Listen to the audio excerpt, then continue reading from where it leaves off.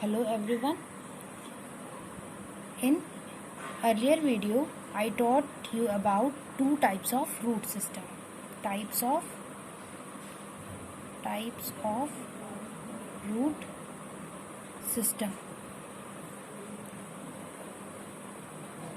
There are two types of root system, the taproot system and fibrous root system. We also learned about types of root. There are two types of root, true roots and adventitious roots. Now in this video we are going to discuss about reasons of the root. Reasons of the root. Let us consider this is a root. At the tip of the root there is a root cap.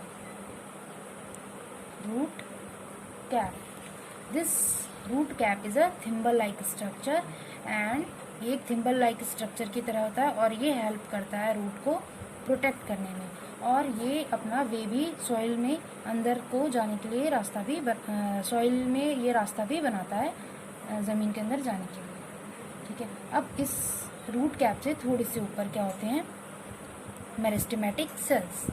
ये क्या हैं, meristematic cells. These are meristematic cells. Meristematic cells वो cells होती हैं जो continuously divide होती हैं. ये कंटिन्यूसली डिवाइड होती हैं. इनकी जो सेल वॉल होती है वो थिन होती है और इनका जो साइटोप्लाज्म होता है वो बहुत ज़्यादा डेंस होता है. इनका साइटोप्लाज्म क्या होता है, बहुत ज़्यादा, इसमें बहुत सारा मटेरियल प्रेजेंट रहता है और ये मटेरियल इसलिए इसमें बहुत सारा प्रेजेंट रहता है कि सेल कंटिन्यूसली डिवाइड कर सके. ठीक है, अब ये सेल्स जब आगे फर्दर क्या होती हैं, इलोंगेट होती रहती हैं. ये सेल्स आगे क्या हो जाएंगी, इलोंगेट हो जाएंगी. ये हो गई आपकी इलोंगेशन.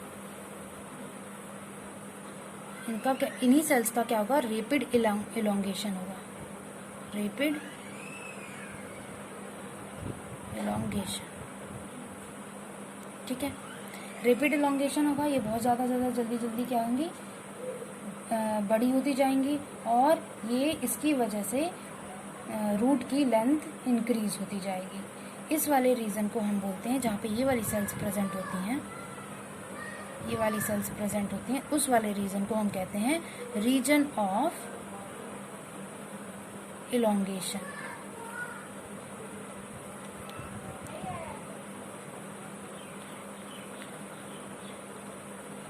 Region of elongation.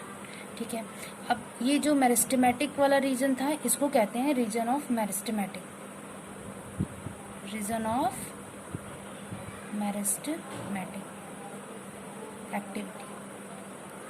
क्यों, क्योंकि यहाँ कंटिन्यूसली डिवीजन हो रहा है. यहाँ पे क्या हो रही है, कंटिन्यूसली इलोंगेट हो रही है. सेल्स इलोंगेट हो रही है, एनलार्ज हो रही है, वो बड़ी हो रही है और इसकी वजह से रूट की लेंथ इंक्रीज हो रही है. इसको कहते हैं region of elongation.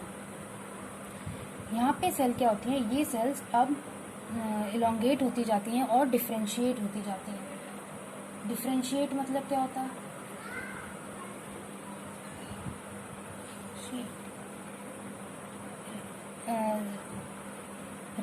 Elongation. Region of elongation की जब सेल्स हैं जो वो डिफ्रेंशिएट होती जाएंगी, ये वाली सेल क्या होंगी, जब डिफ्रेंशिएट हो जाएंगी